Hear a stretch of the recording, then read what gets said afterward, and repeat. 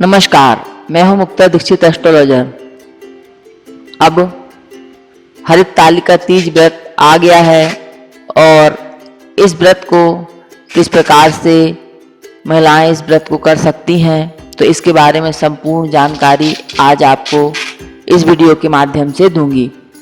तो इस वर्ष जो है 21 अगस्त 2020 को हरित तालिका व्रत का उपवास किया जाएगा और यह व्रत जो रहता है महिलाएं अपने अखंड सौभाग्य की प्राप्ति के लिए रखती हैं और विवाह योग युवतियां जो रहती हैं मन चाहे वर की प्राप्ति के लिए इस व्रत को करती हैं।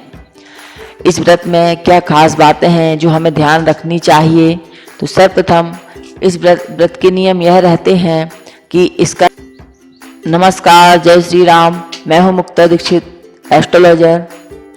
आज मैं आपको हरित तालिका तीज व्रत किस दिन मनाया जाएगा, इसके शुभ मुहूर्त क्या रहेंगे और कौन सी बातों का ध्यान रखना चाहिए, आज आपको इस वीडियो के माध्यम से बतलाऊंगी।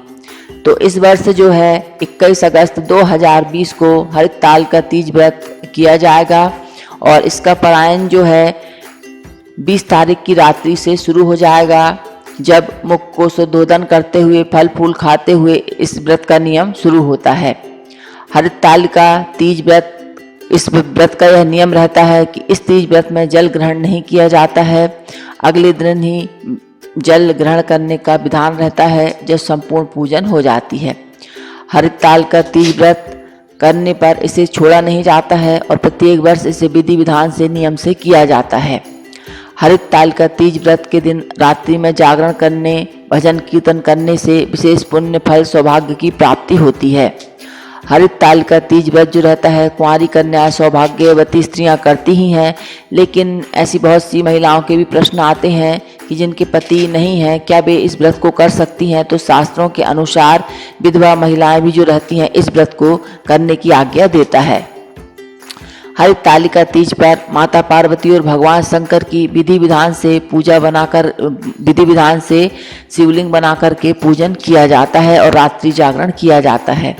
हरित तालिका तीज व्रत में प्रदोष काल में यानी सूर्य अस्त के 3 मुहूर्त बाद प्रदोष काल में इसकी पूजा आरंभ होती है और रात में चारों पहर भगवान शिव जी की पूजा की जाती है।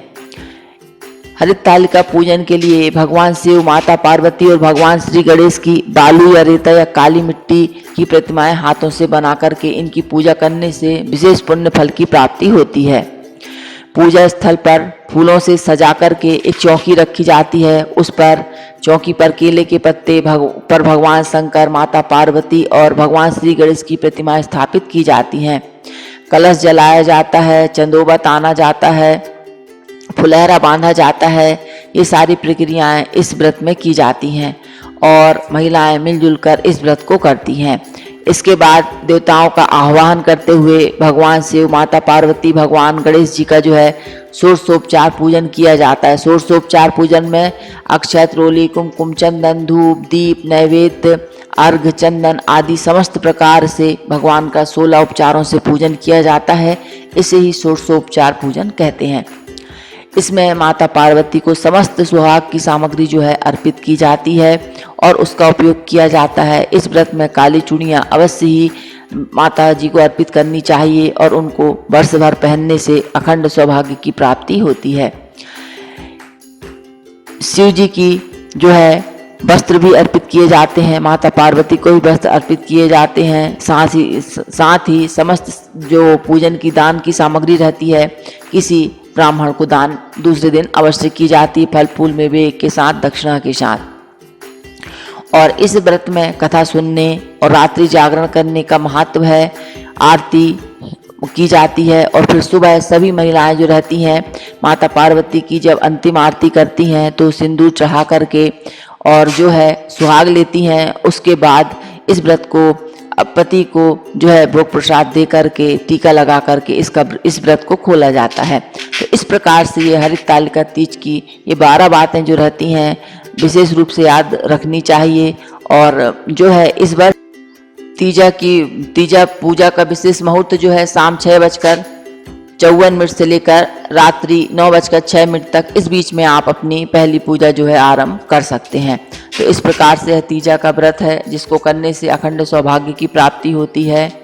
हर हर महादेव, जय मां पार्वती।